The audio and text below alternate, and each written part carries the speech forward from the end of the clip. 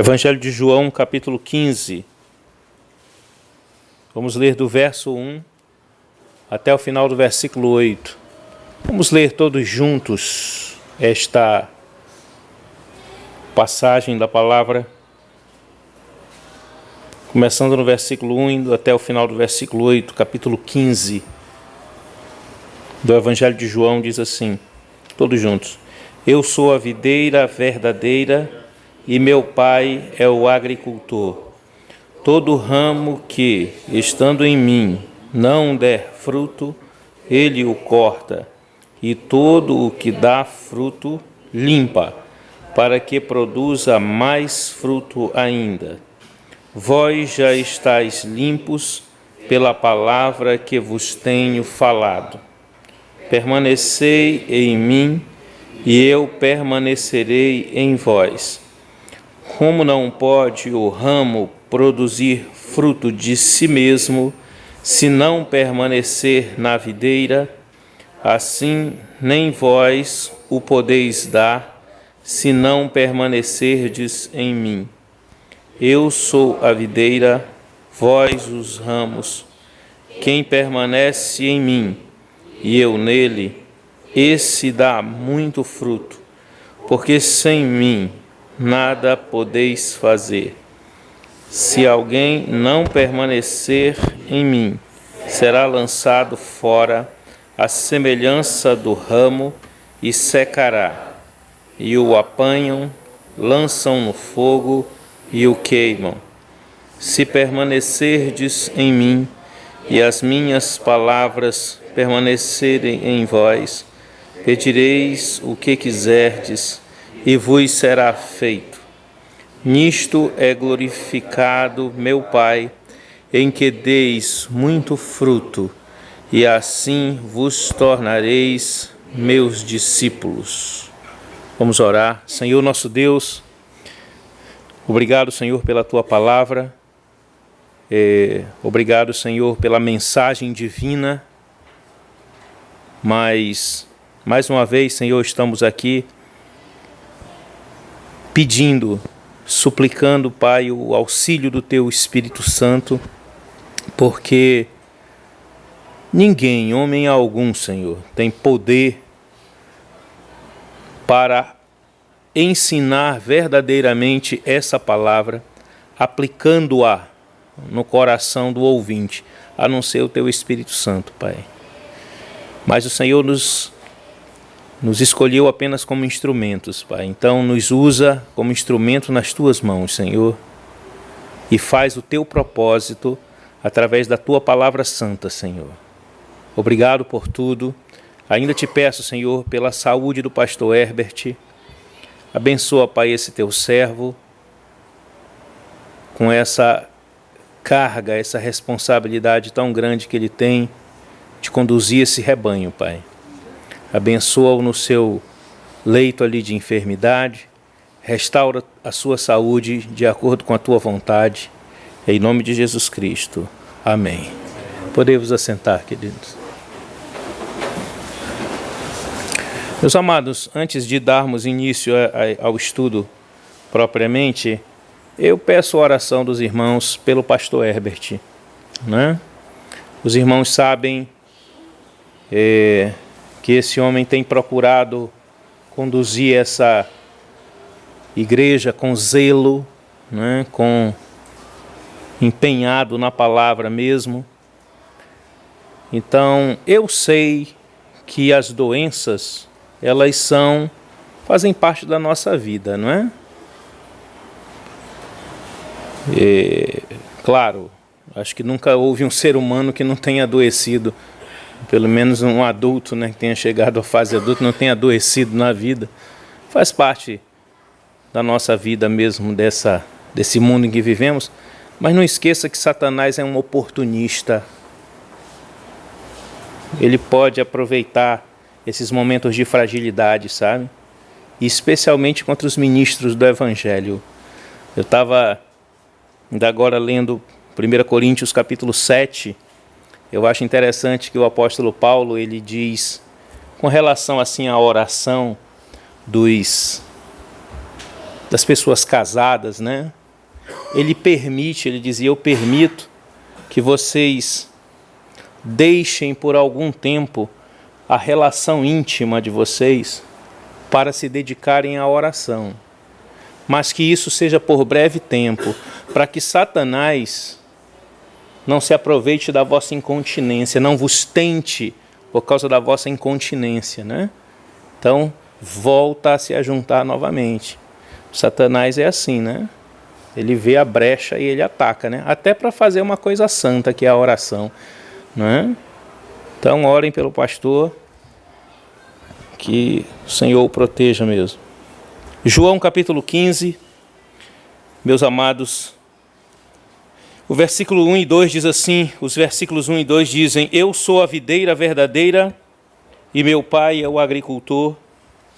Todo ramo que estando em mim não der fruto, ele o corta. E todo o que dá fruto limpa, para que produza mais fruto ainda. Vamos falar hoje, meus amados, sobre frutificação.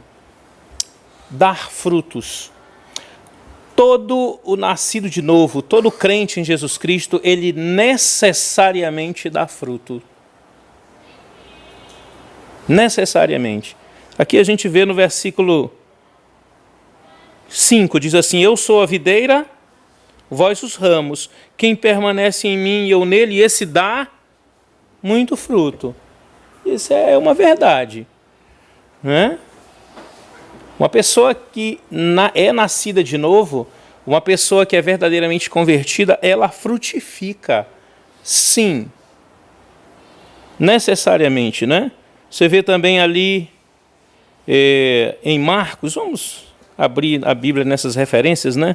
Marcos capítulo 4, quando o nosso Senhor fala da parábola do semeador, né? Você deve saber da parábola do semeador.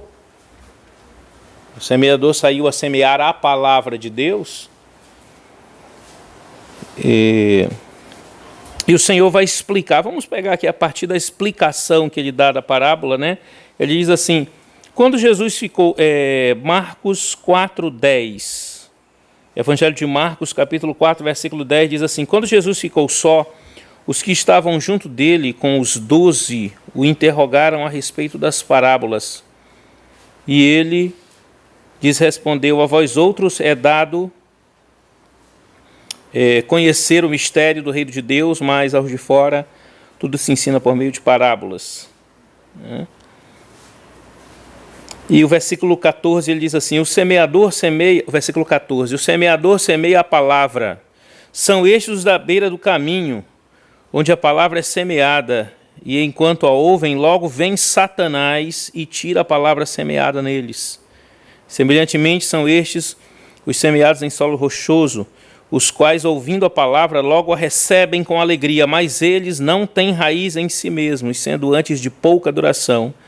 Em lhes chegando a angústia ou a perseguição por causa da palavra, logo se escandalizam. Os outros, os semeados entre os espinhos, são os que ouvem a palavra, mas os cuidados do mundo e a fascinação da riqueza e as demais ambições concorrendo sufocam a palavra, ficando ela infrutífera. Interessante que nenhuma dessas três aqui se fala em frutificação. Ele diz assim, versículo 20, os que foram semeados em boa terra são aqueles que ouvem a palavra e a recebem frutificando, necessariamente frutificando a 30, a 60 e a 100 por um. Então, todo nascido de novo frutifica porque o que está nele, como diz 1 João, é a divina semente. E essa semente frutifica.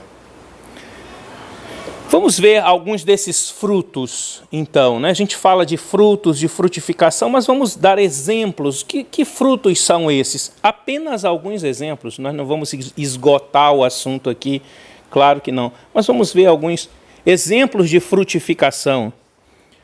Vamos ver aqui, em primeiro lugar, os frutos de um cidadão mesmo, da comunidade, um cidadão da sociedade.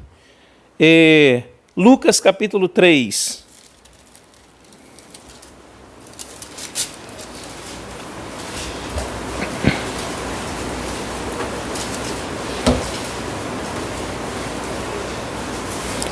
Aqui é João Batista, né, pregando às multidões. O versículo 7 dizia ele, pois, às multidões que saíam para serem batizadas: raça de víboras, quem vos induziu a fugir da ira vindoura? Produzi, pois, frutos dignos, olha só a palavra que ele usa, né? Frutos dignos de arrependimento. E não comeceis a dizer entre vós mesmos: temos por pai a Abraão, porque eu vos afirmo que destas pedras Deus pode suscitar filhos a Abraão. Não fica aí se vangloriando que eu sou filho de Abraão, eu sou judeu, eu sou não sei o que, da sua genealogia. Deus pode suscitar até das pedras filhos de Abraão. Mas o que interessa é que vocês deem fruto digno de arrependimento. Ou seja, fruto digno de arrependimento significa fruto que esteja à altura do arrependimento que você diz que teve. Fruto digno desse arrependimento. Não se arrependeu? O que é arrependimento? A palavra mesmo em si significa mudança de pensamento ou mudança de mente. Mudou de mente? Arrependimento. Eu pensava de um jeito, agora eu penso de outro. Bom, você tem uma outra maneira de pensar, agora vamos ver os frutos dessa sua outra maneira de pensar. Se você não está indo mais naquele caminho, agora está indo em outro. Se você não tem mais aquele estilo de vida, agora você tem outro. Então mostre. Não fica só na conversa. Mostra fruto que seja à altura, digno desse arrependimento. Aí eles vieram e os arrependidos, os que se diziam arrependidos, chegavam com ele no versículo 10, né? Então as multidões o interrogavam, dizendo: que faremos? Que havemos, pois, de fazer? Respondeu-lhes: quem tiver 2 túnicas, reparta com quem não tem. E quem tiver comida, faça o mesmo. Tá? Ele está dando exemplos de fruto. Tu tem roupa? Tu está vendo que o outro não tem? Reparte com ele. Ou se você tem comida, está vendo o outro que não tem? Reparte com ele. Isso é fruto. É fruto de um cidadão, não é? Da sociedade. Foram também publicanos para serem batizados e perguntaram-lhe: mestre, que havemos de fazer? Respondeu-lhes: não cobreis mais do que o estipulado. Os publicanos eram conhecidos como a turma que metia a mão aí, né?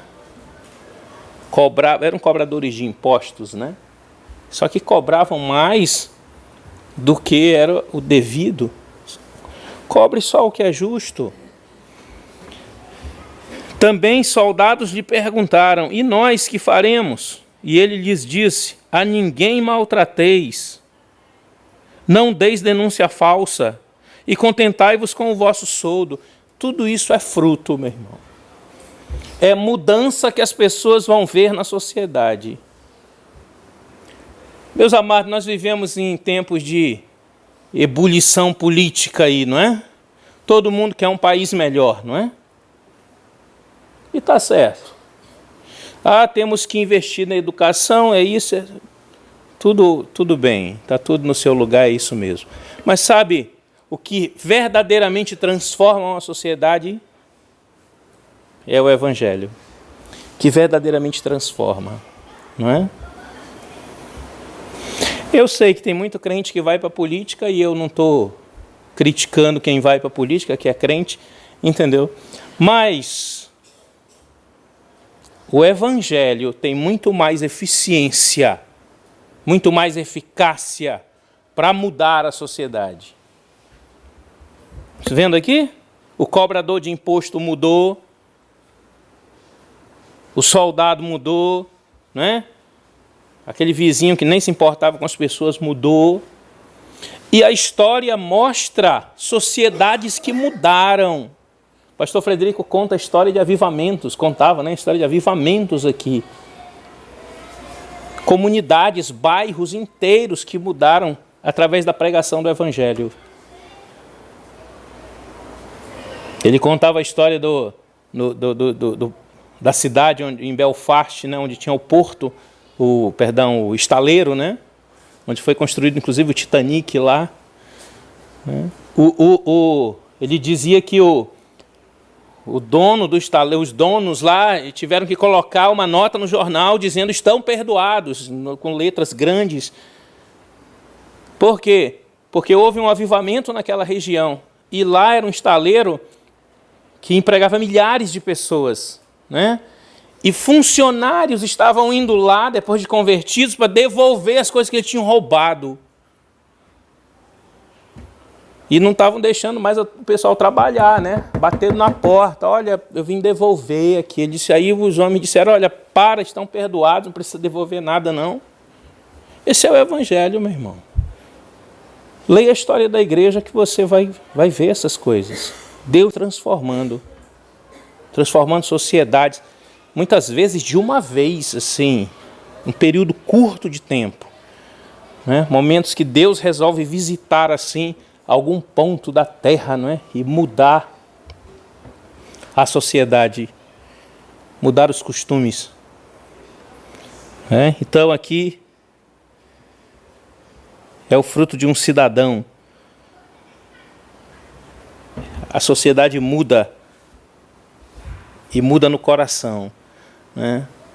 O trabalhador não vai trabalhar agora por causa do patrão. Ele vai trabalhar como se estivesse trabalhando para Deus. Fruto de um cidadão aqui, né? Diz, produza fruto digno do arrependimento. E a Bíblia diz que a igreja naquele tempo, a igreja primitiva, ela crescia em simpatia do povo. Não era para crescer em simpatia mesmo? Agora eu estou vendo aquela pessoa que nem falava comigo, vai me ajudar. Aquele soldado que vivia me maltratando ali, agora ele é cordial comigo. O que foi isso, rapaz? É Evangelho. Não vai contar com a simpatia do povo? Fruto de um cidadão. Tem o fruto também do coração. Não só o fruto como um cidadão, mas o fruto do coração. Gálatas capítulo 5.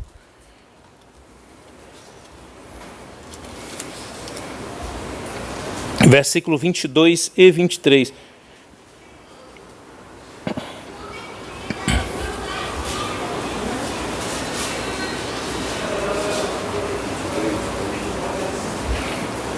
Gálatas 5, 22 e 23 diz assim, mas o fruto do Espírito é amor, alegria, paz, longanimidade, benignidade, bondade, fidelidade, mansidão, domínio próprio. Contra estas coisas não há lei.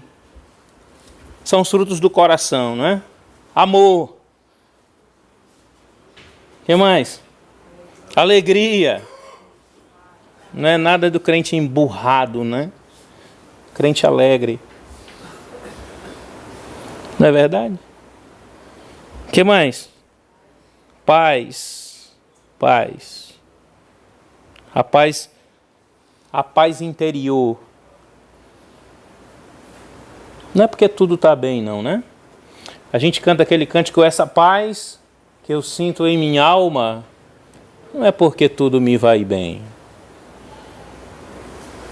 Essa paz que eu sinto em minha alma é porque eu amo ao meu Senhor. Por isso que eu estou em paz. Não é porque tudo vai bem, não. Eu tô na crise como todo mundo, né? Mas eu estou em Cristo também, né?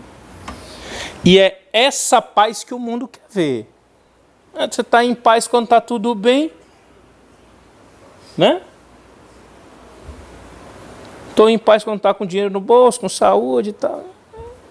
O outro lá que está na pior, também, né, meu amigo? Eu quero ver você estar em paz no meio da tribulação, né?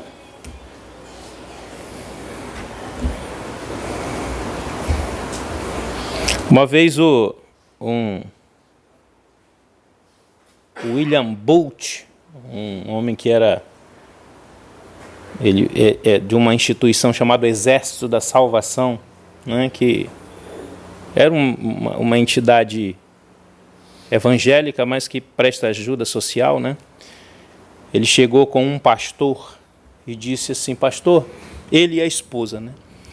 Ele disse, pastor, a gente vai lhe contar um problema que não sei se o senhor vai, talvez o senhor estranhe. Ele disse, é que a minha filha está com febre tifoide, né? Caso muito sério.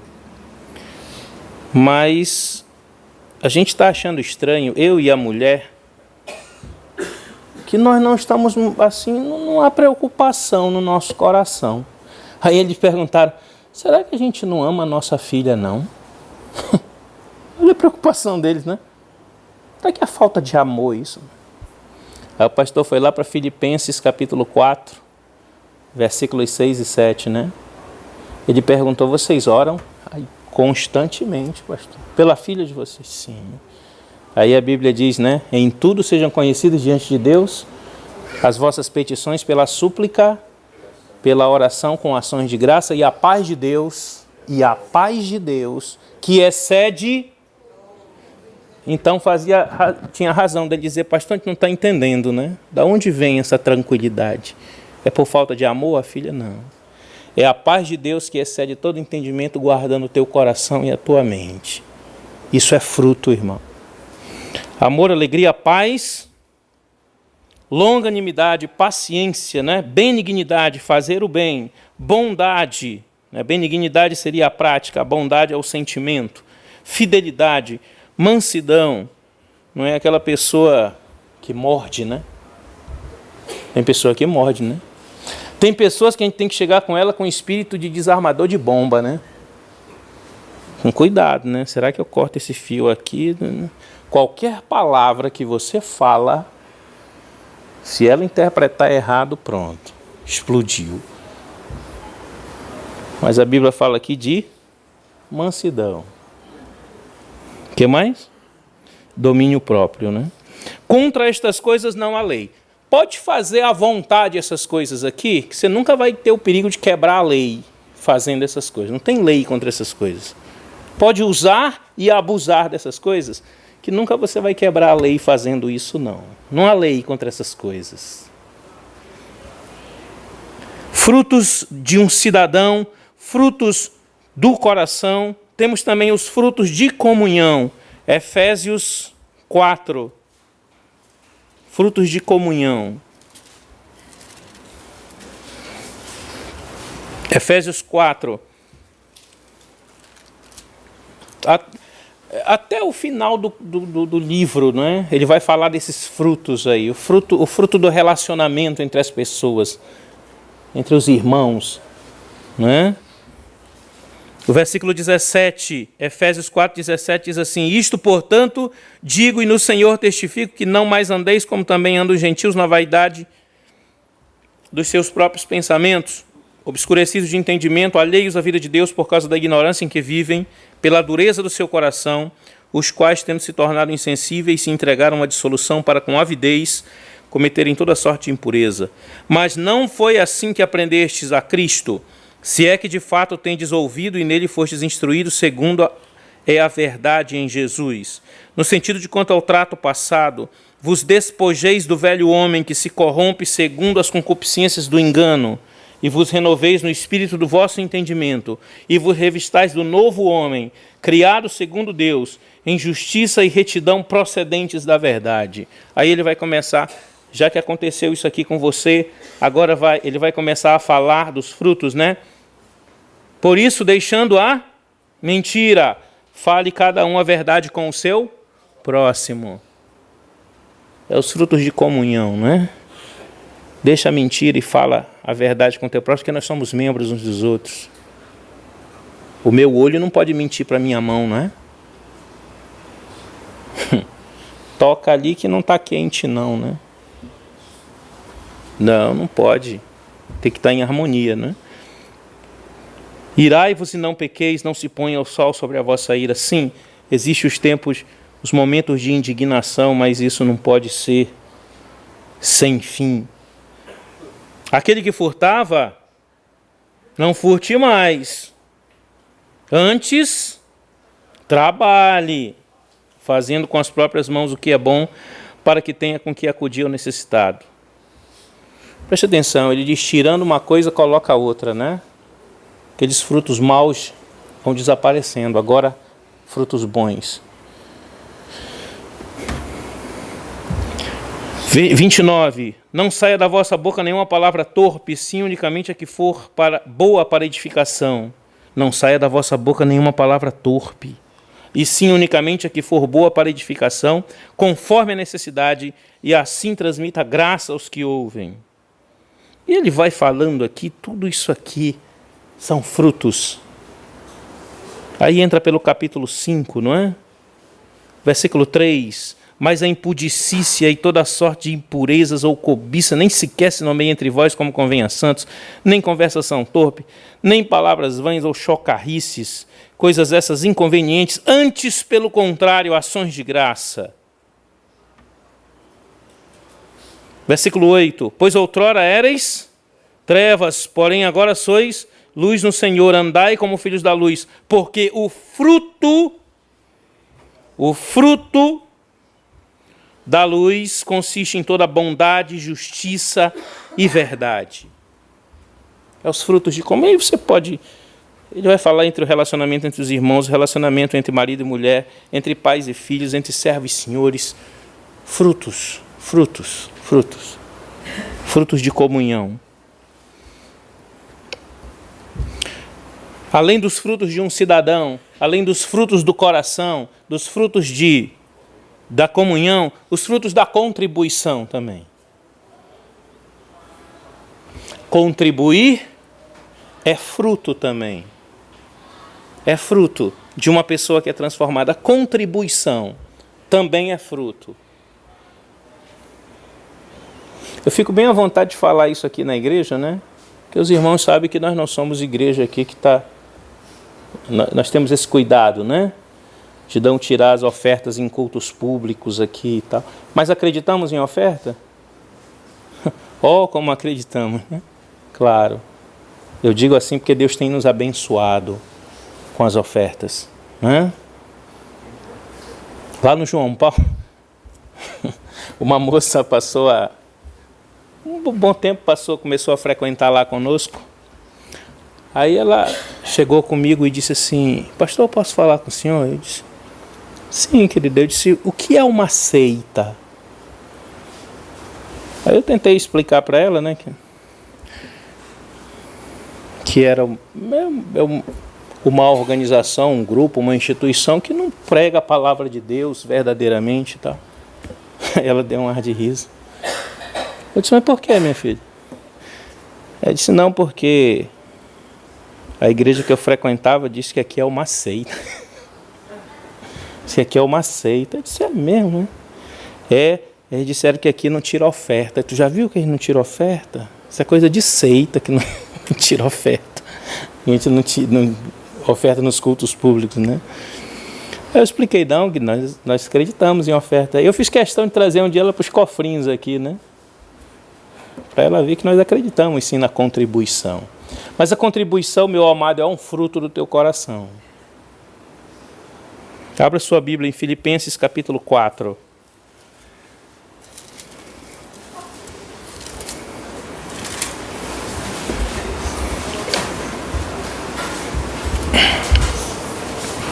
Esses irmãos filipenses aqui, eles tinham mandado uma oferta para o apóstolo Paulo, não é?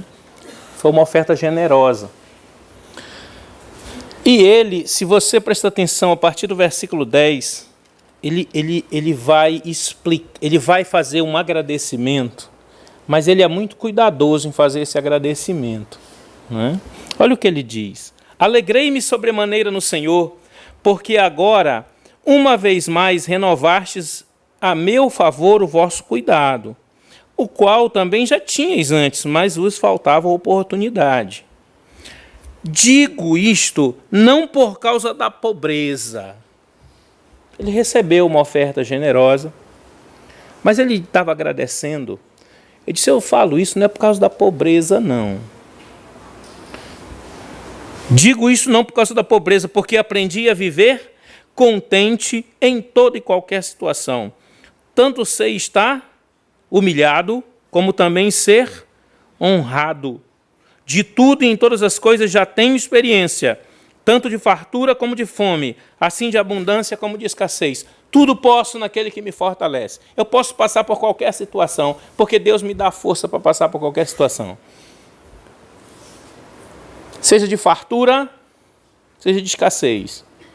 Seja de abundância,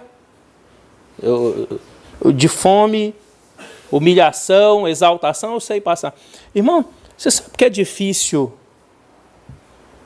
ter muito, assim como é difícil ter pouco? É difícil ter muito também, né? A gente entende que é difícil ter pouco, né? Mas ter muito também é difícil. Você precisa da graça de Deus para ter muito. Para ser honrado,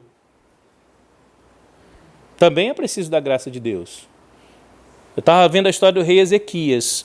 Deus abençoou ele grandemente.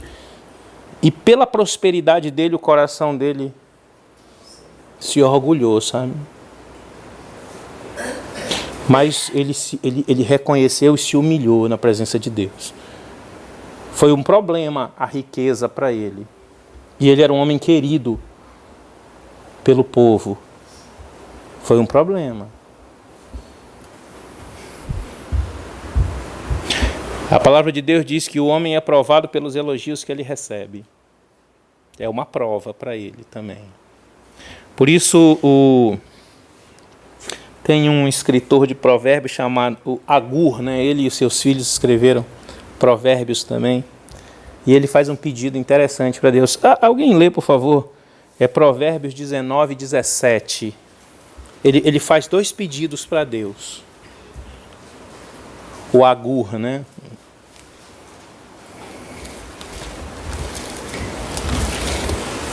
Quem se compadece do pobre, ao Senhor empresta, e este lhe paga o seu benefício. Não.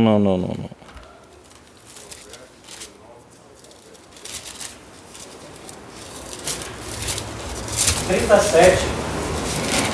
Eu acho que foi isso mesmo. 37, desculpa. Pode ler? 2 coisas Te peço, não as negues, antes que eu morra. Afasta de mim a falsidade e a mentira, não me deis nem a pobreza, nem a riqueza. Dá-me o pão que me for necessário. 9. Para não suceder que, estando eu farto, te negue e diga, quem é o Senhor? Ou que, empobrecido, venha a furtar e profane o nome de Deus. Então, um dos pedidos que ele fez para Deus, era um homem que se conhecia, não é? Ele disse, Senhor, eu vou te pedir 2 coisas, né? Afasta de mim a falsidade e a mentira, e não me dá nem a pobreza nem a riqueza. Me dá só o que for necessário. Para que eu, estando rico, né? Quem é o Senhor? Fui eu, né? Isso aqui foi tudo. Eu vi uma vez uma apresentadora de televisão, né? Conhecida, dizendo assim, olhando, mostrando para o repórter a mansão dela, uma coisa absurda. Ela disse, tudo isso fui eu que construí. Fui eu, né? Não foi esse o problema de Nabucodonosor? Olhou para o império dele, né? Fui eu. Aí Daniel chegou com ele e disse, Deus vai te humilhar para te saber que não é tu não, é Ele. Então, para que eu, estando rico, não venha a dizer quem é Deus, ou estando empobrecido, não venha eu roubar e profanar teu nome.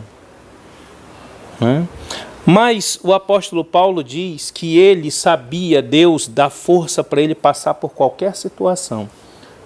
Tanto de fartura, fome, humilhação, exaltação, de honra.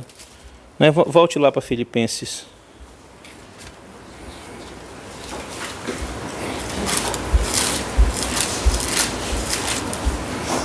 Filipenses 4, né?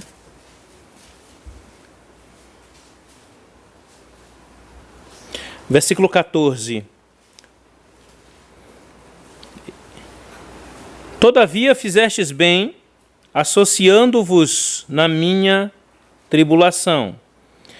E sabeis também vós, ó Filipenses, que no início do Evangelho, quando parti da Macedônia, nenhuma igreja se associou comigo no tocante a dar e receber, senão unicamente vós outros.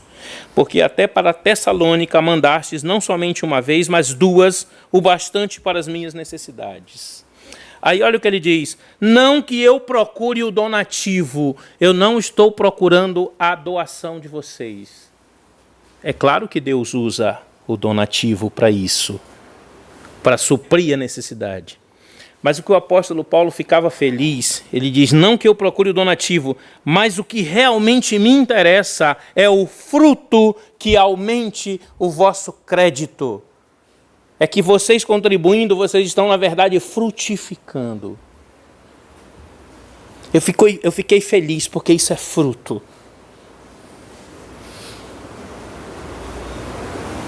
Eu fiquei feliz porque vocês estão frutificando através da contribuição.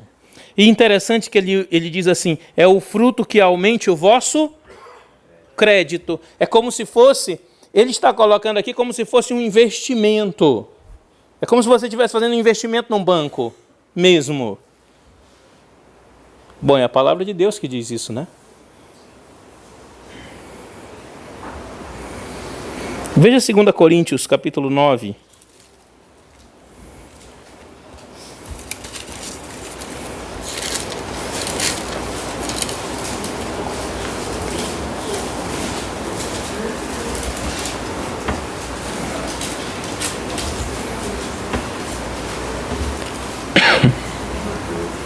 Se você observar esse capítulo, ele está falando de contribuição mesmo. Contribuição. E quando ele fala de semear, é ofertar mesmo.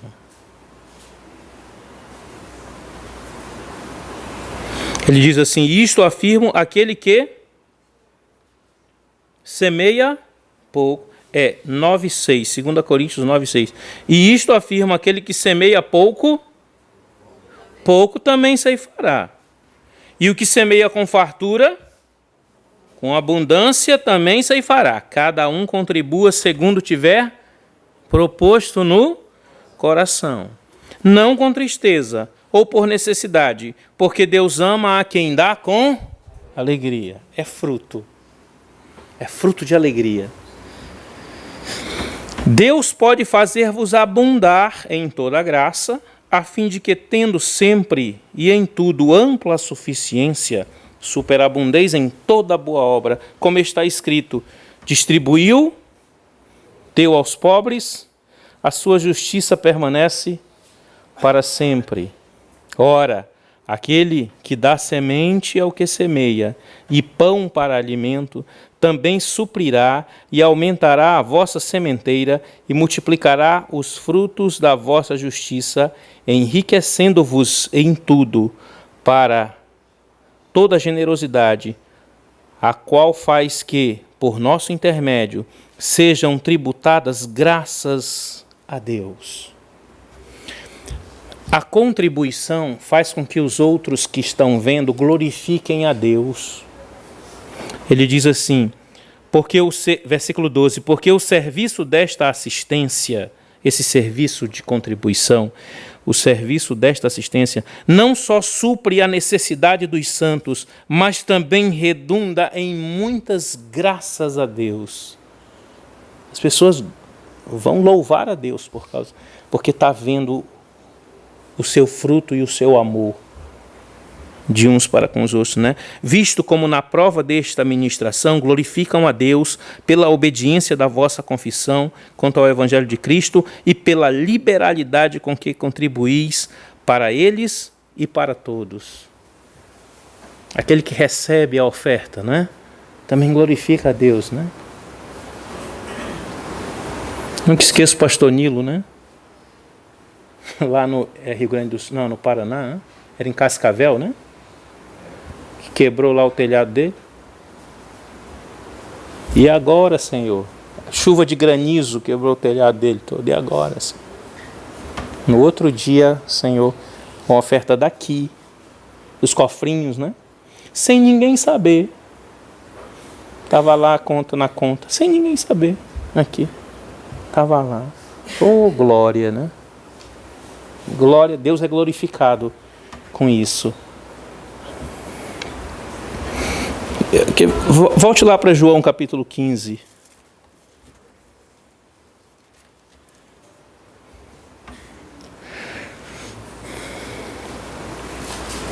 Versículo 8.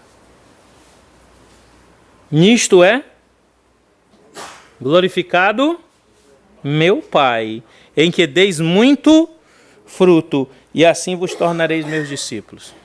Até o fruto da contribuição. Deus é glorificado, não é? Com o fruto como cidadão, o fruto do coração, o fruto da comunhão, o fruto da contribuição, tudo isso gera louvor a Deus. O fruto faz com que Deus seja glorificado. E além desses frutos, nós temos ainda o fruto de adoração também. Adoração é um fruto. Não é? O louvor é um fruto. Hebreus 13:15.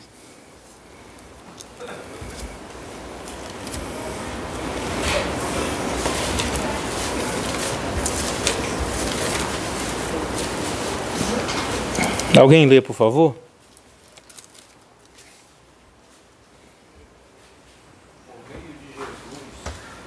Pois ofereçamos a Deus sempre sacrifício de louvor, que é o fruto de lábios que confessam o seu nome. Por meio de Jesus Cristo, pois ofereçamos a Deus sempre sacrifício de louvor, que é o quê? Fruto de lábios que confessam, né?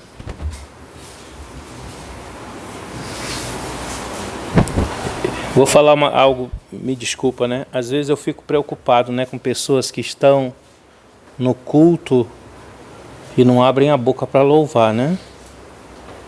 Mas a preocupação é, será que Deus não está fazendo nada na vida dessa pessoa que faça com que ela abra a boca e diga para Deus muito obrigado? Será que ela não está reconhecendo as bênçãos de Deus na vida dela? Será que as preocupações desse mundo têm sufocado e ela não tem conseguido ver, o que Deus tem feito na vida dela?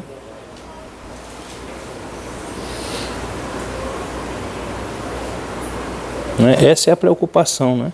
Porque diz aqui que é fruto, o louvor, né? Você já viu que as pessoas cantaram quando Deus livrar, né? Lembra do livramento?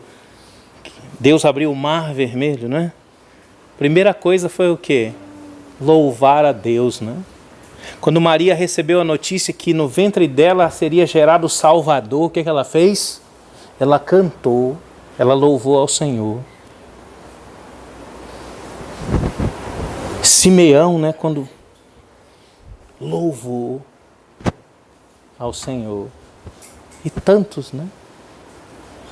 Nas Escrituras, né? Os salmos inteiros, né? De louvor ao Senhor. Fruto, também é fruto.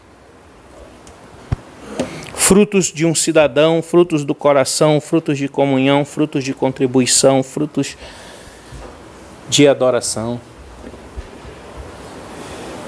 E só para finalizar, esses são só alguns exemplos, irmão.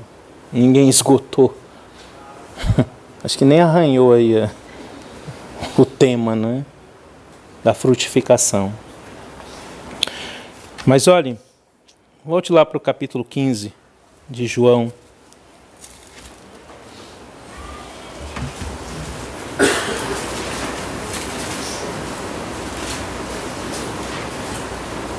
O versículo 2 diz assim: todo ramo que estando em mim não der fruto, ele o corta. João 15:2. Sabe por que ele corta? Porque não faz parte da árvore, na verdade. Pode estar até lá ligado com a árvore, mas faz parte da árvore não. Porque ele diz aqui no versículo 5, eu sou a videira, vós os ramos. Quem permanece em mim e eu nele, há essa união vital. Esse dá muito fruto. Então que galho é esse que está lá e não dá fruto? Não é? A Bíblia nos fala, né, de pessoas que estão até contadas entre aqueles que são de Deus e não são, na verdade. É o joio no meio da plantação de trigo, não é? Então ele disse, isso aí ele vai cortar. Tem aquele negócio chamado de erva de passarinho, né? Dá em qualquer planta isso ou não? Dá em mangueira isso, por exemplo? Tá, ela tá lá, não é? Mas eu acho, não sei que alguém me diga o contrário, que nunca vai nascer uma manga dali, não, vai? Da erva do passarinho, lá do ramo, eu acho que não vai, não. Porque apesar de estar lá, não faz parte da mangueira. Está só lá sugando, né? Mas não faz parte da mangueira, não vai produzir fruto, não. E esse aí tem que ser cortado.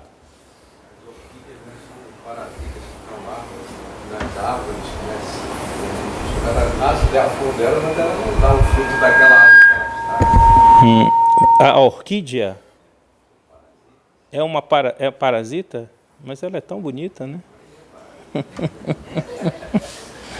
Morrendo e aprendendo, né? Mas ele diz assim, e o que não dá fruto ele vai cortar, porque não é da árvore, né? E todo o que dá fruto, ele limpa. Para quê? Para que produza mais fruto ainda. E o que ele usa para nos limpar? Duas coisas. Pelo menos duas. Uma é a doutrina, a palavra. Ele diz assim, ó, vós já estáis limpos pela palavra que tenho falado. É a limpeza pela palavra. A palavra nos limpa. A palavra nos santifica. E além da doutrina tem também a disciplina, se for necessário, né? Para finalizar, Hebreus capítulo, veja lá Hebreus capítulo 12, né?